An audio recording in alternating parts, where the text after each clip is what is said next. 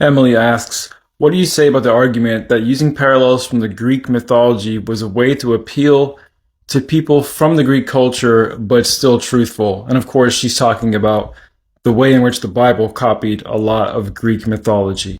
I would say that using fiction to try and push forward a nonfiction message is a really bad idea. It's a lot like saying, I know there's already a ton of myths and motifs about dying and rising sun gods, but this time it's really true, and we're going to prove that it's really true by using other stories and myths about fake dying and rising sun gods. Instead, this type of argument seems more like a half-assed attempt at making it seem like there might still be some truth hidden in the mythologies of ancient Greek culture. And from like a metaphysical, spiritual, social standpoint, there is some truth, some moral truth hidden within these parallels for sure. But personally, if I saw an actual historical event take place that was mind-blowingly miraculous, I would want to tell all the details about that story as much as I can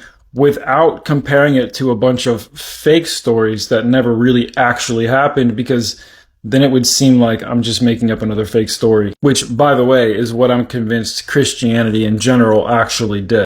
Additionally, I'll just say that if past mythological fictional ideas actually did come to pass in real life, then I'd be quick to point out that these ideas already existed, and that it's going to be hard to believe this because it was written as fiction long ago. But I really did see Santa fly over with reindeer, and here's the evidence and proof of that I have. But Christianity makes no mention of the past mythological and fictional motifs they're using, and then contrasting that with a real thing they really saw that's similar.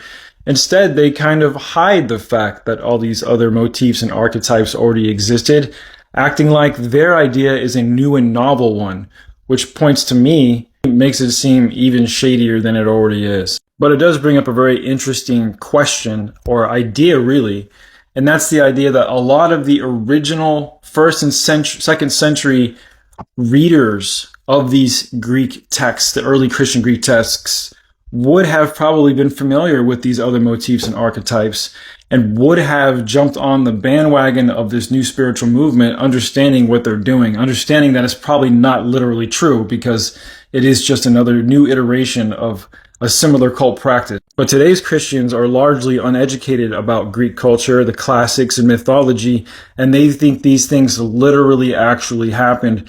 And I'm not really convinced that the first Christians really thought that. At least not the first Christian leaders. Great question though, and thank you for sharing it. Peace out.